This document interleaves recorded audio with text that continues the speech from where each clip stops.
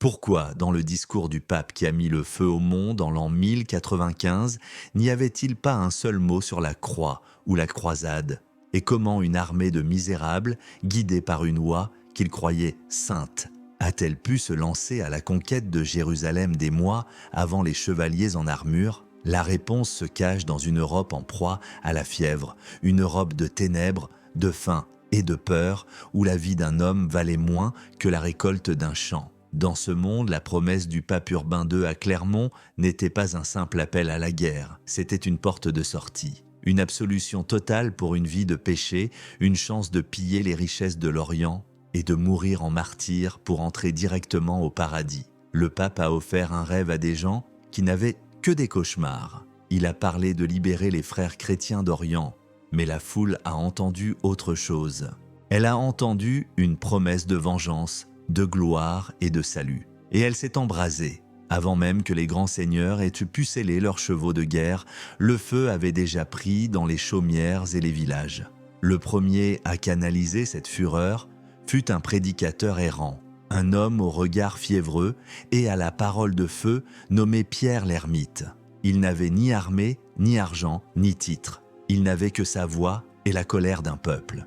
Des dizaines de milliers de personnes, paysans, artisans, femmes, enfants et même des criminels en quête de rédemption se sont rassemblés sous sa bannière de fortune.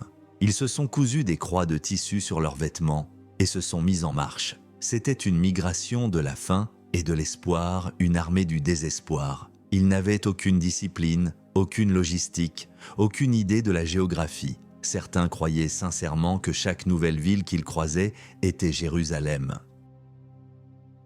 Leur foi était aussi pure que leur ignorance était profonde. Ce mouvement, que les historiens nommeront plus tard la croisade populaire, était moins une campagne militaire qu'un pèlerinage armé, une éruption de mysticisme collectif qui allait bientôt tourner au carnage. Leur voyage à travers l'Europe s'est transformé en une traînée de sang. Pour ces zélotes, l'ennemi n'était pas seulement le musulman lointain, mais aussi l'infidèle plus proche. En Rhénanie, ils se sont tournés vers les communautés juives. Des pogroms d'une brutalité inouïe ont éclaté à Spire, Worms et Mayence.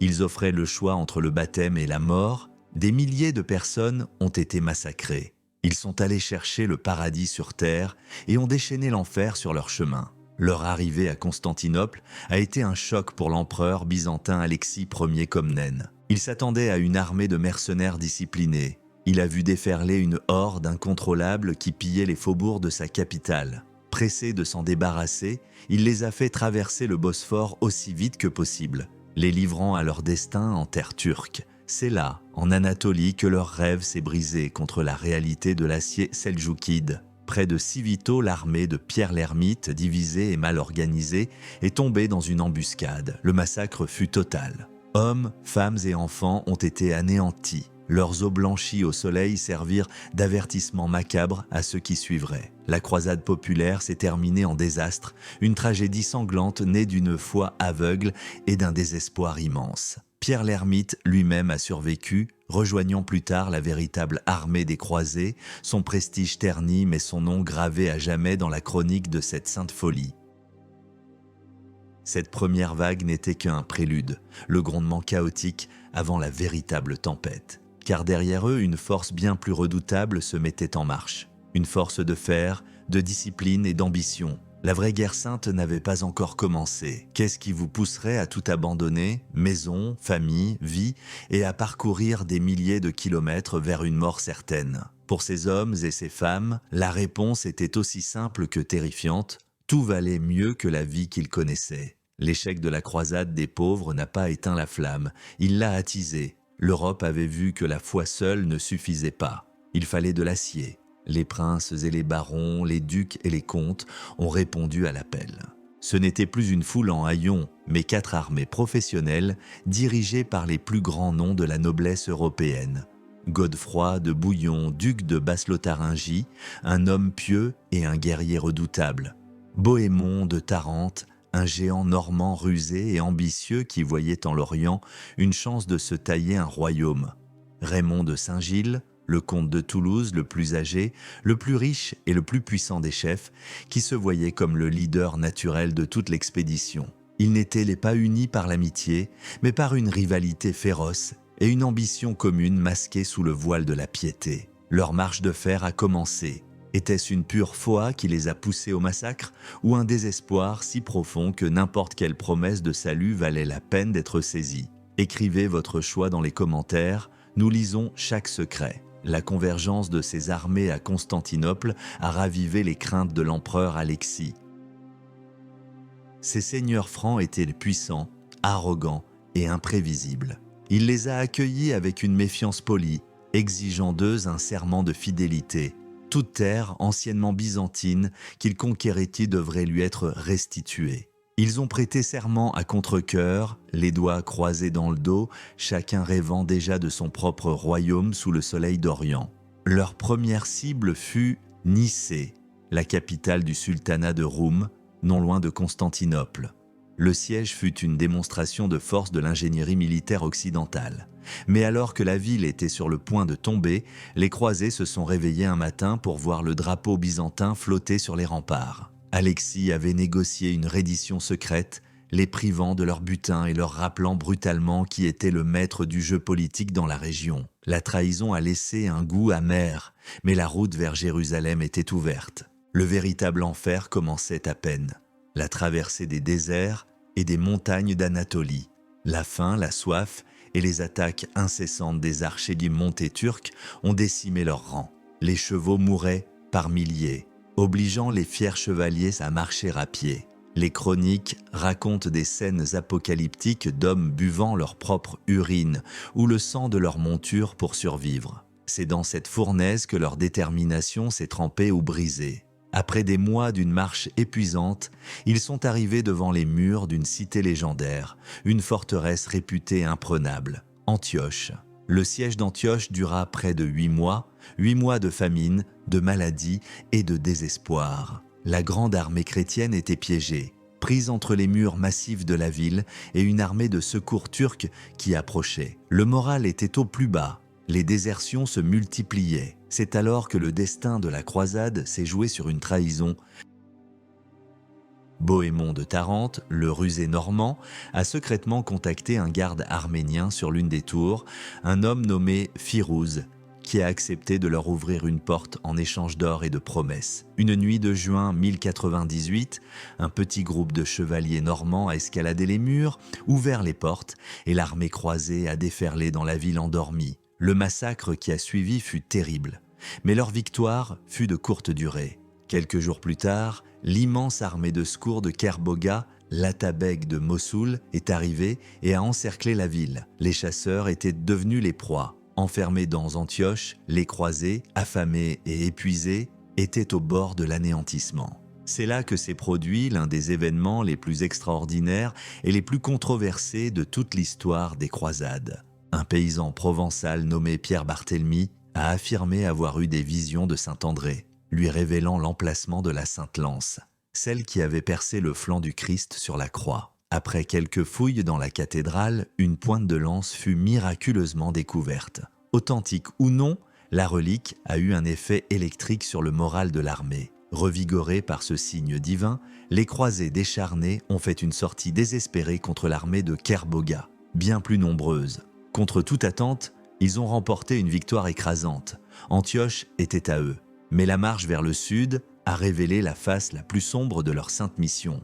Dans la ville de Mahara, la faim a poussé les croisés à commettre l'impensable. Les chroniques, tant chrétiennes que musulmanes, rapportent avec horreur des scènes de cannibalisme. Les chevaliers sont allés à Jérusalem pour le pardon de leurs péchés, mais en chemin, ils en ont commis de nouveaux, bien plus terribles. Finalement, en été de l'an 1099, une armée réduite mais endurcie est arrivée en vue des murs de la Cité Sainte, Jérusalem. La fin du voyage, le but de tous les sacrifices. L'assaut fut bref et d'une violence inouïe. Le 15 juillet, les croisés ont ouvert une brèche et se sont répandus dans la ville. Ce qui a suivi n'était pas une bataille, mais un bain de sang. Pendant 2 jours, ils ont massacré sans distinction les habitants musulmans et juifs. Les chroniques parlent de rues où le sang arrivait à la cheville des chevaux. Des hommes, des femmes et des enfants ont été tués dans les mosquées, les synagogues et leurs propres maisons. La prise de Jérusalem, l'apogée de leur quête, fut aussi leur plus grand crime. Ils avaient de conquis la cité céleste sur terre, mais à quel prix pour leur âme? La victoire était totale, mais elle n'était pas la fin. Ce n'était que le début d'une nouvelle lutte, encore plus sanglante, pour la survie de fragiles royaumes fondés sur le sable. Ces nouveaux États, que les Francs appelaient Outre-mer, l'Orient latin, étaient États des îles de chrétienté dans un océan musulman. Le royaume de Jérusalem, la principauté d'Antioche, le comté d'Édesse et le comté de Tripoli, des possessions précaires, constamment menacées. Pour les défendre, il fallait plus que des pèlerins armés. Il fallait une nouvelle sorte de guerrier, un homme qui maniait l'épée aussi bien que le chapelet. C'est de cette nécessité qu'est né l'un des concepts les plus puissants et les plus redoutables du Moyen Âge, l'ordre militaire et monastique. Vers l'an 1119, un chevalier français du nom de Hugues de Pins et 8 de ses compagnons ont prêté serment devant le patriarche de Jérusalem. Leur mission, protéger les pèlerins sur les routes dangereuses menant à la cité sainte. Le roi Baudouin II de Jérusalem leur a donné pour quartier général une partie de son palais, situé sur l'emplacement de l'ancien temple de Salomon. Ils devinrent les pauvres chevaliers du Christ et du temple de Salomon, bientôt connus dans le monde entier sous le nom de Templiers. Ils étaient moines et soldats, prononçant les vœux de pauvreté, de chasteté et d'obéissance, mais leur monastère était le champ de bataille. Ils sont rapidement devenus la force de frappe d'élite des États croisés, des troupes de choc redoutées, reconnaissables à leur manteau blanc frappé d'une croix rouge. Leur bravoure au combat était légendaire, car pour eux, la mort au combat contre les infidèles était le martyre le plus glorieux. Parallèlement, un autre ordre, plus ancien, a pris une dimension militaire, les Hospitaliers de Saint-Jean. Initialement fondés pour soigner les pèlerins malades, ils ont également pris les armes, devenant une force militaire et politique rivale des Templiers. En Orient, la prière se faisait une épée à la main et chaque forteresse était un monastère de pierre et de peur. La vie dans ces royaumes de sable était un mélange étrange de guerres incessantes et de coexistence culturelle. Les seigneurs francs ont construit des châteaux colossaux, des chefs-d'œuvre d'architecture militaire comme le Krak, des chevaliers ou le Marga, des forteresses qui semblaient pouvoir défier les siècles. Ils ont adopté certains aspects du mode de vie oriental, mais sont restés une minorité dirigeante séparée de la population locale. La menace était constante, des raids, des escarmouches, des sièges. La survie dépendait de la division de leurs ennemis musulmans. Tant que les émirs de Damas, d'Alep ou de Mossoul se querellaient entre eux, les États francs pouvaient de survivre, jouant habilement sur leur rivalité. Mais cette division ne pouvait pas durer. Un chef charismatique et impitoyable allait émerger. Un homme qui allait brandir l'étendard du djihad, la guerre sainte islamique, en réponse à la croisade chrétienne. Son nom était Imad ad-Din Zengi, l'Atabeg de Mossoul et d'Alep. Il a commencé à unifier les principautés musulmanes de Syrie et du nord de l'Irak sous sa bannière de fer. Son objectif était clair, expulser les Francs. En 1144, il a frappé là où personne ne s'y attendait. Profitant de l'absence du comte Jocelyn II, il a mis le siège devant Édesse, la capitale du comté croisé le plus au nord et le plus exposé. Après un siège de moins d'un mois, la ville est tombée. La nouvelle de la chute d'Édesse a provoqué une onde de choc dans toute la chrétienté. Pour la première fois, une grande ville croisée avait été reprise par les musulmans. C'était un désastre stratégique et un traumatisme psychologique. L'idée que les conquêtes de la première croisade pouvaient être perdues s'est répandue comme une traînée de poudre. En Europe, la réponse fut immédiate. Un nouveau pape, Eugène III, a appelé à une nouvelle croisade, une expédition encore plus grande et plus ambitieuse que la première. Un homme allait se faire l'écho de cet appel avec une éloquence inégalée. Un homme considéré comme le plus influent de son temps, Bernard de Clairvaux. L'abbé Bernard de Clairvaux était une superstar spirituelle du XIIe siècle. Quand il parlait, les rois et les papes écoutaient. Sa prédication pour la deuxième croisade à Vézelay en 1146 a été un triomphe. Son charisme était tel que la foule a commencé à déchirer ses propres vêtements pour en faire des croix. Pour la première fois, ce n'étaient pas seulement des barons et des comtes qui prenaient la croix, mais les deux plus puissants monarques d'Europe. Le roi Louis VII de France et l'empereur Conrad III d'Allemagne. L'enthousiasme était immense. L'Europe mettait sur pied une armée colossale dirigée par des rois, bénis par des saints. L'échec semblait impossible. Pourtant, cette croisade allait devenir l'un des fiascos les plus spectaculaires de l'histoire médiévale. Dès le départ, tout a mal tourné. Les deux armées, française et germanique, ont marché séparément, se méfiant l'une de l'autre. L'armée de Conrad a été la première à traverser l'Anatolie, et elle a été la première à être anéantie. Près de Dorilé, au même endroit où la première croisade avait remporté une grande victoire, les troupes allemandes, mal guidées et étirées, sont tombées dans une embuscade des Turcs seldjoukides. Ce fut une boucherie. Conrad lui-même a été blessé et à peine une fraction de son armée a survécu. L'armée française de Louis VII, qui suivait, n'a pas eu plus de chance. Harcelée par les Turcs, dans les cols montagneux de Phrygie, elle a subi des pertes terribles. La faim, la maladie et les flèches ennemies ont eu raison de la plus grande partie de ses effectifs. Dieu ne semblait pas vouloir d'une guerre menée par des rois qui se méfiaient plus l'un de l'autre que de l'ennemi. Les survivants des deux armées, dépenaillés et démoralisés, ont finalement réussi à atteindre la Terre Sainte. Ce qui restait de leur force était encore considérable. Les barons d'outre-mer les ont accueillis avec espoir. Une grande conférence a eu lieu à Acre pour décider de la cible. Reprendre Édesse était l'objectif initial, mais la ville était trop loin et en ruine. Alep, le centre du pouvoir de Nur ad-Din, le fils et successeur de Zengi, était une cible logique mais difficile. C'est alors qu'ils ont pris la pire décision possible. Ils ont décidé d'attaquer Damas. Damas était la seule grande principauté musulmane de la région qui était encore alliée aux Francs contre la menace grandissante de Nur ad-Din. En attaquant leur seul allié, les croisés ont fait preuve d'une stupidité stratégique colossale. Le siège de Damas fut une parodie. Après avoir pris position dans les vergers luxuriants qui entouraient la ville, les croisés ont décidé de se déplacer vers une autre section du mur, supposée plus faible, mais qui manquait d'eau et de nourriture. Les seigneurs locaux d'outre-mer qui connaissaient le terrain s'y sont opposés, mais les rois européens, arrogants, n'ont rien voulu entendre. La situation est rapidement devenue intenable. Au bout de seulement 4 jours, face à l'arrivée imminente de l'armée de secours de Nur ad-Din et minée par les dissensions internes, les rois ont ordonné une retraite honteuse. La deuxième croisade s'est terminée non pas par une bataille, mais par une fuite. L'échec fut total et humiliant. Les rois sont rentrés en Europe, la queue entre les jambes, laissant derrière eux une situation bien pire qu'avant leur arrivée. Leur seul fait d'armes a été de pousser Damas dans les bras de leur pire ennemi, Nur ad-Din, qui s'est emparé de la ville peu de temps après. L'unification de la Syrie musulmane était complète. La menace sur les États croisés était désormais existentielle. L'échec de la croisade des rois a discrédité l'idée même de guerre sainte aux yeux de beaucoup. Mais en Orient, la situation continuait de se dégrader. Un nouveau champion allait bientôt émerger de l'ombre de Nur ad-Din, un homme d'origine kurde qui allait unir non seulement la Syrie, mais aussi l'Égypte et réaliser le rêve de Zengi, reprendre Jérusalem.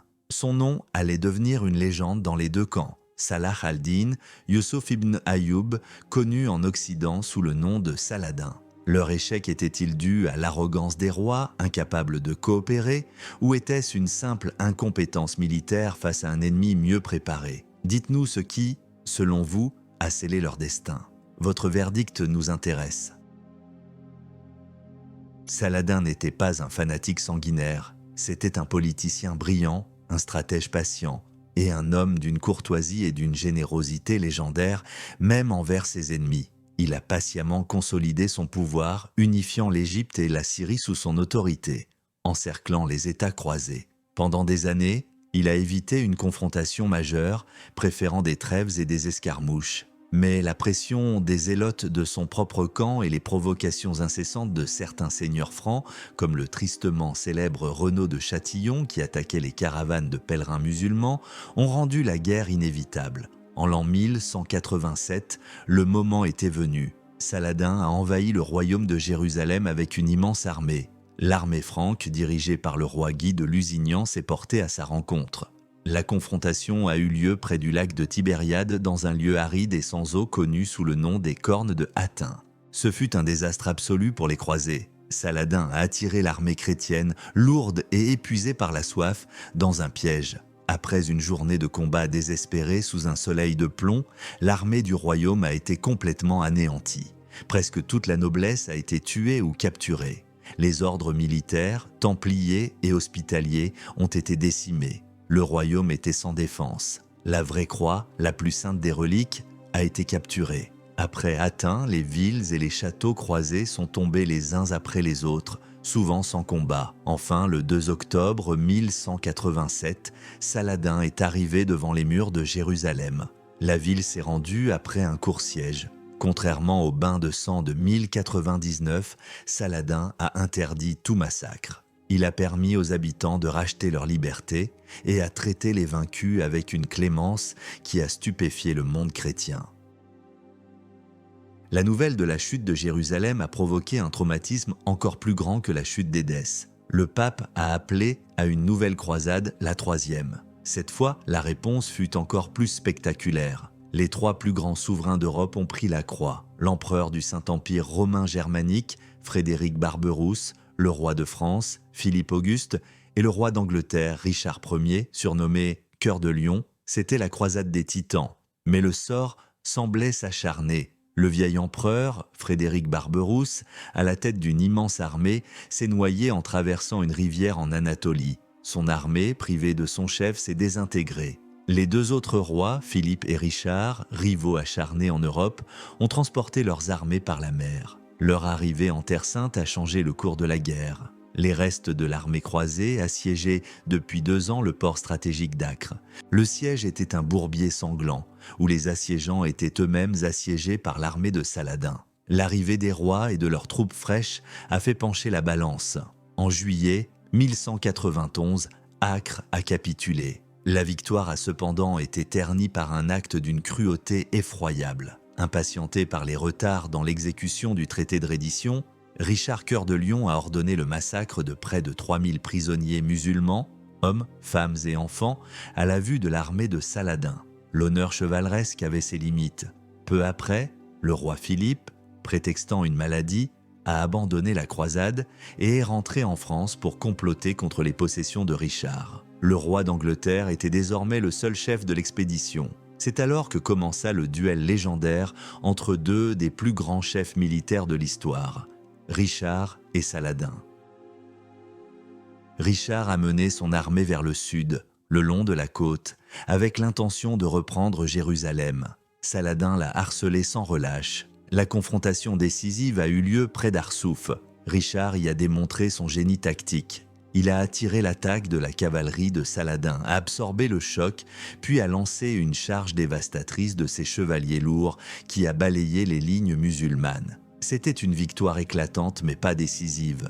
Richard s'est approché à 2 reprises de Jérusalem, mais à chaque fois, il a dû renoncer à l'attaquer. Il savait qu'il pouvait prendre la ville, mais qu'il n'aurait pas les moyens de la conserver. La croisade s'est terminée par une impasse. En 1192, Richard et Saladin, 2 adversaires qui avaient appris à se respecter, ont conclu une trêve de 3 ans. La côte d'Acre à Jaffa restait aux mains des chrétiens, et les pèlerins non armés étaient autorisés à visiter Jérusalem. Richard a quitté la Terre Sainte pour ne jamais y revenir. Saladin est mort quelques mois plus tard. La 3e croisade avait sauvé les États croisés de l'anéantissement, mais Jérusalem restait sous contrôle musulman. L'affrontement des 2 plus grands champions de leur foi respective s'était soldé par un match nul, laissant la question fondamentale irrésolue et préparant le terrain pour la croisade la plus étrange et la plus cynique de toutes. Une croisade qui ne serait pas dirigée contre les musulmans mais contre des frères chrétiens. Le pape Innocent III, l'un des pontifes les plus puissants de l'histoire, n'était pas satisfait. Il rêvait de reconquérir Jérusalem et de réunir les églises d'Orient et d'Occident, séparées depuis le schisme de 1054. Il a prêché une nouvelle croisade, la 4e, au début du XIIIe siècle. L'objectif était l'Égypte, le centre du pouvoir ayoubide, frapper le cœur pour faire tomber la tête. Des milliers de chevaliers, principalement français, ont répondu à l'appel. Mais ils avaient un problème de logistique. Pour transporter une telle armée en Égypte, il leur fallait une flotte. Et il n'y avait qu'une seule puissance capable de la fournir, la République de Venise. Les croisés ont envoyé des émissaires pour négocier avec le doge de Venise, un homme vieux, aveugle, mais d'une intelligence et d'une ruse redoutables, Enrico Dandolo. Les Vénitiens ont accepté de construire et d'équiper une flotte immense pour transporter 33 500 hommes et 4 500 chevaux en échange d'une somme colossale de 85 000 marks d'argent. Les croisés ont accepté. Mais lorsqu'ils se sont rassemblés à Venise en l'an 1202, une catastrophe est apparue. Ils n'étaient qu'environ 12 000. Beaucoup avaient décidé de voyager par d'autres routes.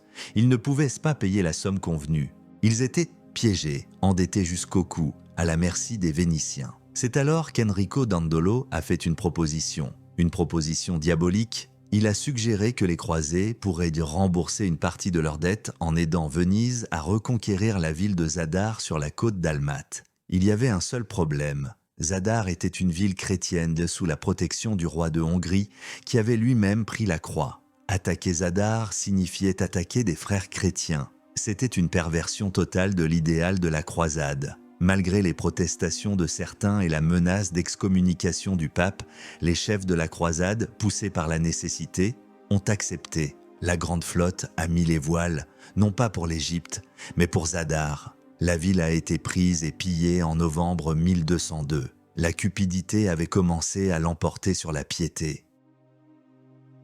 Alors que les croisés hivernaient à Zadar, un nouveau personnage est entré en scène. Un personnage qui allait détourner complètement leur expédition. Un jeune prince byzantin en exil, Alexiange, est arrivé dans leur camp. Son père, l'empereur Isaac II, avait été détrôné et aveuglé par son propre frère, qui régnait désormais à Constantinople sous le nom d'Alexis III. Le jeune Alexis a fait aux croisés une offre irrésistible. S'il l'aidait à reprendre son trône, il paierait toutes leurs dettes envers Venise, financerait leur conquête de l'Égypte, leur fournirait des troupes byzantines et, cerise sur le gâteau, soumettrait l'Église orthodoxe grecque à l'autorité du pape de Rome. Pour les Vénitiens, qui voyaient là une occasion unique d'écraser leur rival commercial, et pour les chefs croisés, qui y voyaient la solution à tous leurs problèmes financiers, la tentation était trop forte. Malgré, une fois de plus, l'opposition farouche du pape, la décision fut prise. L'armée de la croisade, censée combattre les musulmans en Égypte, a mis le cap sur Constantinople, la plus grande, la plus riche et la plus magnifique ville de la chrétienté. En 1203, la flotte croisée est apparue devant les murailles de la reine des villes. Après un premier assaut, l'usurpateur Alexis III a paniqué et s'est enfui. Le vieil empereur aveugle Isaac II et son fils Alexis IV ont été placés sur le trône. Les croisés avaient rempli leur part du contrat. Mais le jeune Alexis a vite découvert qu'il ne pouvait pas tenir ses promesses. Le trésor impérial était vide et la population grecque ainsi que le clergé orthodoxe étaient violemment hostiles à ces latins arrogants et à leur pape. Les tensions ont monté. Un coup d'État à Constantinople a renversé les deux empereurs. Un nouveau souverain, Alexis V, a pris le pouvoir et a ordonné aux croisés de partir. Leur situation était désespérée. Sans argent, sans provisions, au cœur d'un empire hostile. Ils ont pris une décision qui allait changer le cours de l'histoire. Ils ont décidé de prendre la ville pour eux-mêmes. Le 12 avril 1204, les croisés et les Vénitiens ont lancé un assaut général. Après des combats acharnés, ils ont réussi à percer les défenses. Ce qui a suivi a été l'un des plus grands saccages de l'histoire. Pendant 3 jours, l'armée du Christ a pillé, brûlé et détruit la cité chrétienne. Rien n'a été épargné. Des trésors d'art et de littérature accumulés pendant un millénaire ont été détruits ou volés. Des bibliothèques ont été incendiées. Des églises et des monastères ont été profanés. Des religieuses ont été violées. La basilique Sainte-Sophie elle-même a été dépouillée de ses richesses et une prostituée a été installée sur le trône du patriarche. Le sac de Constantinople fut un acte de barbarie qui a creusé un fossé de haine infranchissable entre les chrétiens d'Orient et d'Occident. L'Empire byzantin, ce rempart millénaire de la chrétienté contre les invasions venues de l'Est, était brisé. Les croisés ont fondé leur propre empire latin sur ces ruines, un État faible et éphémère. Ils n'ont jamais atteint la Terre Sainte. La 4e croisade, née d'un idéal pieux, s'est terminée en une orgie de cupidité et de violence. Une trahison cynique qui a souillé à jamais le mot même de croisade. L'idée originelle semblait morte, remplacée par une folie et un désespoir qui allèrent prendre des formes encore plus étranges et plus tragiques. L'écho du sac de Constantinople a résonné à travers une Europe déconcertée. Si les chevaliers et les princes avaient échoué ou trahi la cause, peut-être que la pureté et l'innocence pouvaient réussir là où la force et la ruse avaient failli. C'est de cette croyance désespérée qu'est né l'un des épisodes les plus mystérieux et les plus déchirants de toute cette saga, la croisade des enfants. En l'an 1212, deux mouvements distincts ont émergé presque simultanément en France et en Allemagne. En France, un jeune berger nommé Étienne de Cloyes a affirmé détenir une lettre de Jésus destinée au roi de France. Il a prêché qu'il pouvait rassembler des enfants et que leur innocence leur permettrait de traverser la mer Méditerranée à pied sec pour aller convertir pacifiquement les musulmans de Terre Sainte. En Allemagne, un garçon nommé Nicolas de Cologne a prêché un message similaire. Des milliers d'enfants et aussi des adultes pauvres les ont suivis, formant deux processions immenses et désorganisées. Leur destin fut tragique. Beaucoup sont morts de faim et d'épuisement en chemin. Ceux qui ont suivi Étienne jusqu'à Marseille ont attendu en vain que la mer s'ouvre devant eux. Selon la chronique, deux marchands sans scrupules leur ont offert de les transporter gratuitement en Terre Sainte. Les 7 navires qui les transportaient ont soit fait naufrage dans une tempête, soit navigué directement vers les ports d'Afrique du Nord où les enfants survivants ont été vendus comme esclaves. Le groupe de Nicolas a traversé les Alpes pour se rendre en Italie. Beaucoup sont morts dans les montagnes. Le pape Innocent III, horrifié, les a relevés de leurs vœux et leur a ordonné de rentrer chez eux. Peu y sont parvenus. La croisade des innocents s'est achevée en esclavage et en mort, une métaphore cruelle de la perversion d'un idéal. Pourriez-vous pardonner à un ennemi qui vient d'incendier votre ville au nom de son Dieu ? La question n'est pas simple, et l'histoire des croisades est une longue litanie de crimes commis par des hommes convaincus d'agir pour le bien. Pourtant, l'idée de reprendre la Terre Sainte par la force n'était pas morte. En 1217, une 5e croisade a été lancée, visant une fois de plus l'Égypte.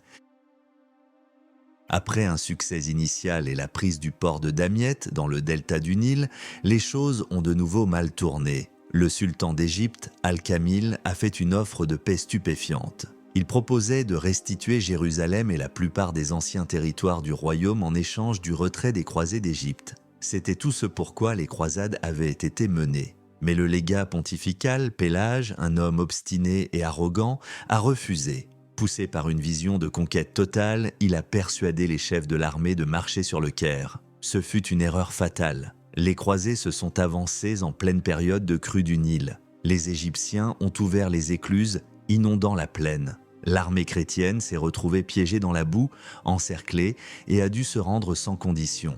Non seulement ils n'ont pas récupéré Jérusalem, mais ils ont dû abandonner Damiette et quitter l'Égypte en pleine humiliation. Le fanatisme avait une fois de plus conduit au désastre. C'est alors qu'est apparu le personnage le plus improbable de tous les croisés, l'empereur du Saint-Empire romain germanique, Frédéric II de Hohenstaufen. Frédéric était un homme de la Renaissance avant l'heure. Il parlait 6 langues, dont l'arabe, était un scientifique, un poète, et entretenait une cour où chrétiens, juifs et musulmans cohabitaient. Il était sceptique, curieux et considéré par beaucoup comme un hérétique. Le pape l'avait excommunié pour avoir retardé son départ en croisade. Et c'est en étant excommunié qu'il a finalement pris la mer pour la Terre Sainte en 1228. Il n'a presque pas combattu. Au lieu de cela, il a utilisé ce qu'il savait faire de mieux, la diplomatie. Il a engagé des négociations directement avec le sultan Al-Kamil, le même qui avait fait l'offre généreuse à la 5e croisade. Les deux souverains, hommes cultivés et pragmatiques, se sont découverts un respect mutuel. En 1229, ils ont signé un traité de paix de 10 ans qui a stupéfié le monde. Sans verser une goutte de sang, Frédéric II, l'empereur excommunié, a récupéré Jérusalem, Bethléem et Nazareth pour les chrétiens. C'était un triomphe diplomatique sans précédent. Mais il a été condamné par les deux camps. Les zélotes musulmans l'ont accusé de trahison et l'Église catholique a hurlé au scandale. Un hérétique avait conclu un pacte avec l'infidèle. Quand Frédéric est entré à Jérusalem pour se couronner roi, Le patriarche a mis la ville en interdit et aucune messe n'a été célébrée. L'empereur a dû poser lui-même la couronne sur sa tête dans l'église du Saint-Sépulcre vide. Sa croisade pacifique fut un succès que personne ne voulait reconnaître. Frédéric a-t-il agi en hérétique cynique, en négociant avec l'ennemi, ou en véritable homme d'État, en obtenant le résultat sans verser de sang? La fin justifie-t-elle les moyens? Faites votre choix, nous voulons savoir de quel côté de l'histoire vous vous situez. Le triomphe de Frédéric fut éphémère.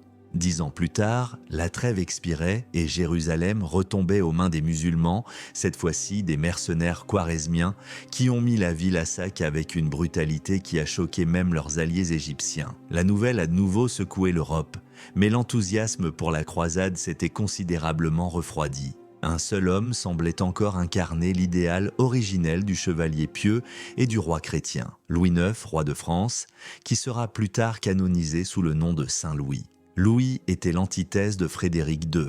Profondément religieux, ascétique et convaincu de sa mission divine, il a consacré une grande partie de sa vie et des ressources de son royaume à la cause de la croisade. En 1248, il a lancé la 7e croisade, une expédition massive et remarquablement bien organisée visant une fois de plus l'Égypte. Comme la 5e croisade, elle a bien commencé. Louis a capturé Damiette sans difficulté. Mais comme la 5e croisade, la suite fut un désastre. En tentant de marcher sur le Caire, son armée a été bloquée à Mansoura. Son frère, le comte d'Artois, a mené une charge imprudente dans la ville et a été tué avec la plupart de ses chevaliers. L'armée de Louis a été frappée par la dysenterie et la faim. Le roi lui-même, gravement malade, a été capturé avec toute son armée. Il a dû payer une rançon exorbitante pour sa libération et rendre Damiette. Ce fut une humiliation totale. La défaite de Louis a eu une conséquence inattendue et terrible. En Égypte, le sultan Ayoubide a été assassiné par ses propres gardes du corps d'élite, des esclaves soldats d'origine turque appelés Mamelouks. Les Mamelouks ont pris le pouvoir, fondant un nouveau sultanat d'une efficacité militaire redoutable. Ils étaient nés de la guerre et ne vivaient que pour elle. Ils allaient devenir les fossoyeurs des États croisés. Pendant que Louis, après sa libération, passait plusieurs années en Terre Sainte à renforcer les forteresses restantes, la tempête mamelouk se préparait. Le nouveau sultan, un homme d'une énergie et d'une cruauté implacables, nommé Baïbars, a lancé une guerre d'extermination contre les Francs. Baïbars n'était pas Saladin. Il ne connaissait ni la pitié ni la trêve. Sa stratégie était simple. Détruire systématiquement toutes les forteresses croisées, massacrer leurs garnisons et raser les villes portuaires pour empêcher toute nouvelle croisade de débarquer. Une à une, les places fortes sont tombées. Césarée, Arsouf, Safed.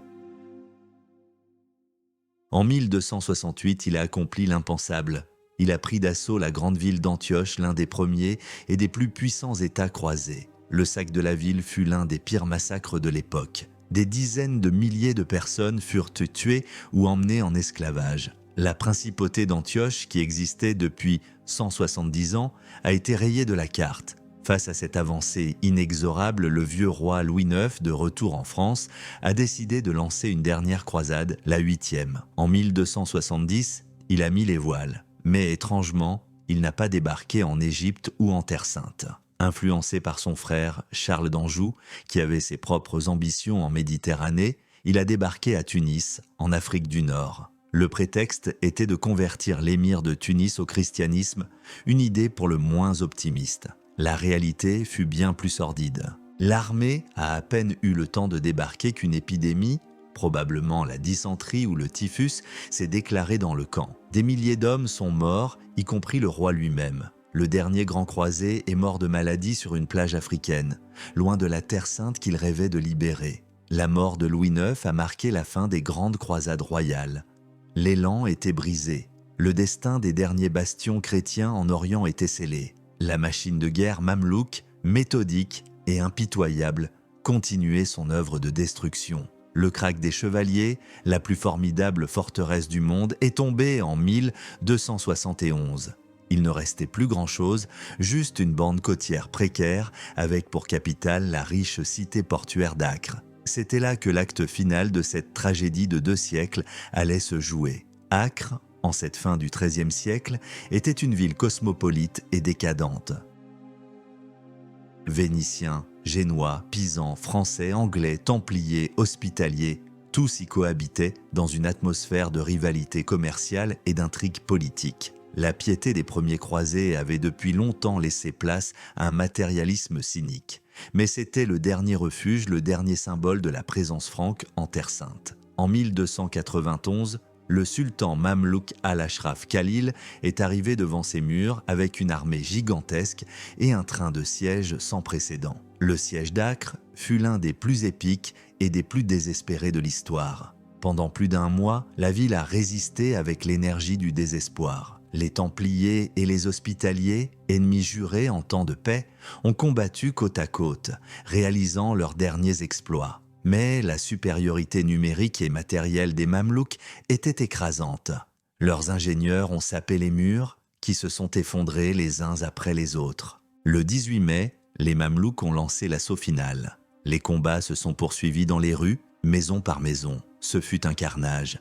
La ville a été prise, pillée, et entièrement détruite. Les derniers défenseurs, réfugiés dans la forteresse des Templiers, ont résisté pendant encore 10 jours avant de succomber. La chute d'Acre a marqué la fin de l'aventure d'outre-mer. Les dernières petites places fortes sur la côte ont été abandonnées ou prises dans la foulée. Après 2 siècles de guerre, le dernier soldat chrétien a été chassé de la Terre Sainte.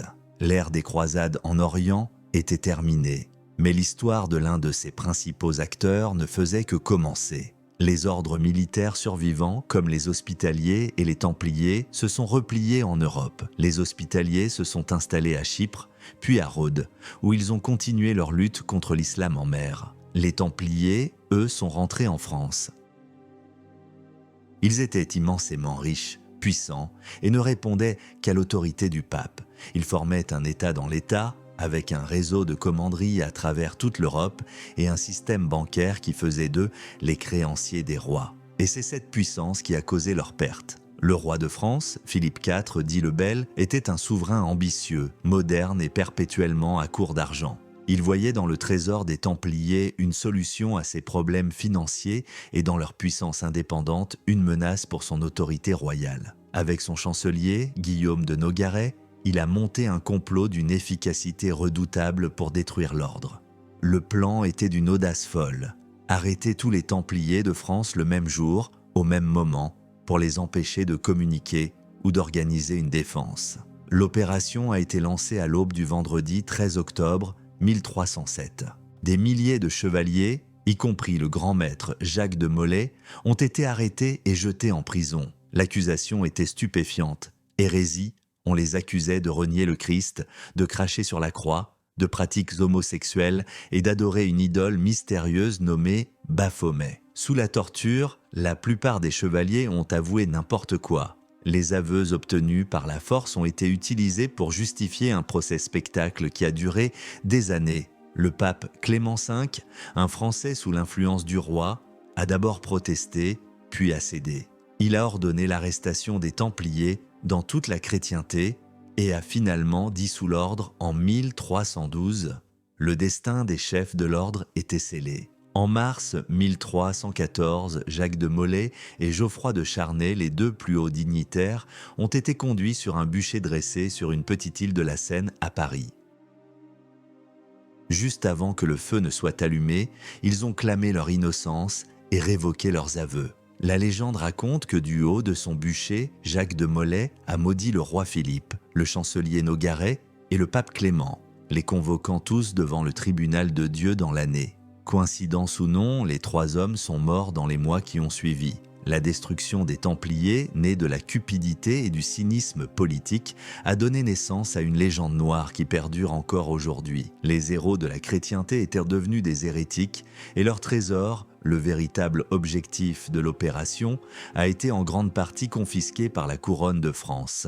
La guerre sainte en Orient était terminée, mais une autre sorte de guerre, plus insidieuse, une guerre de propagande et de pouvoir, avait montré comment les instruments de la foi pouvaient être retournés pour servir les ambitions les plus terrestres. L'épée de la croisade n'a pas été rangée, elle a simplement changé de main et de direction. La chute d'Acre et la destruction des Templiers n'ont pas mis fin à l'idée de croisade. L'idée était trop puissante, trop utile pour être abandonnée.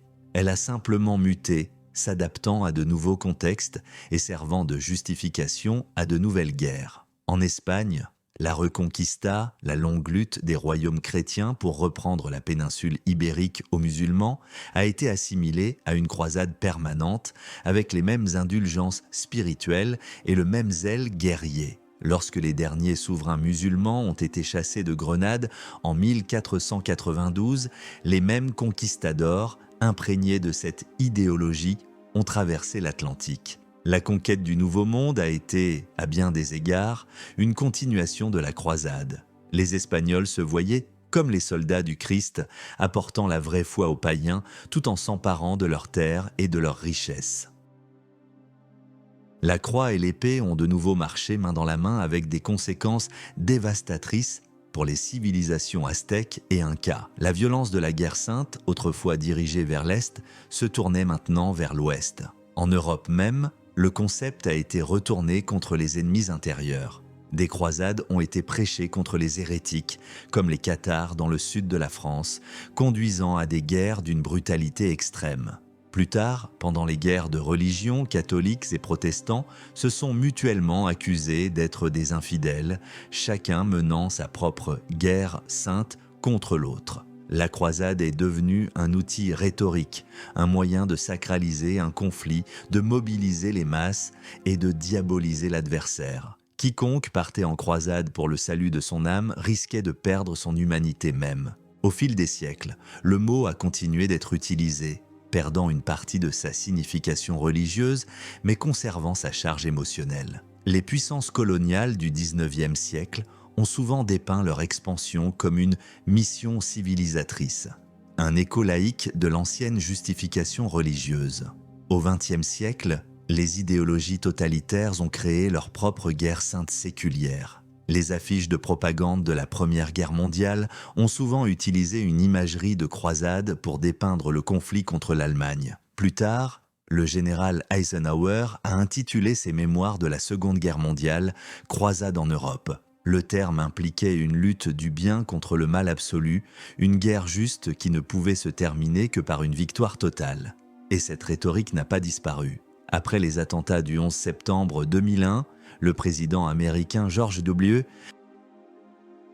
Bush a utilisé le mot « croisade » pour décrire la guerre contre le terrorisme, provoquant une vive controverse et ravivant des souvenirs douloureux dans le monde musulman, où le mot est encore synonyme d'invasion et d'agression impérialiste. De l'autre côté, des organisations extrémistes comme Al-Qaïda ou l'État islamique utilisent elles-mêmes le terme, se référant aux Occidentaux comme aux croisés et présentant leur propre violence comme un djihad défensif.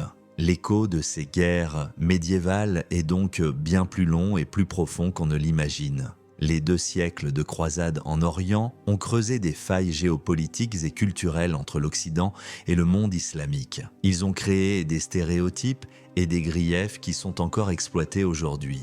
Ils ont montré comment la foi, l'une des forces les plus puissantes de l'âme humaine, peut être transformée en une arme de destruction massive. La malédiction des croisades n'est pas dans le fait qu'elles étaient intrinsèquement mauvaises, mais dans le fait que les plus grandes idées, lorsqu'elles tombent entre les mains des hommes, sont inévitablement déformées par leur passion. L'orgueil, la cupidité, la peur et la cruauté. Chaque tentative de construire le royaume de Dieu sur terre avec une épée à la main semble vouée à engendrer un enfer. C'est peut-être là le secret ultime, la leçon la plus sombre et la plus importante de cette longue et sanglante histoire. Pendant 2 siècles, les croisés ont tenté de construire le royaume des cieux par la force des armes, mais n'ont engendré que des fleuves de sang et de haine dont l'écho résonne encore aujourd'hui. Leur tragédie a montré que les grands objectifs ne justifient pas les moyens cruels.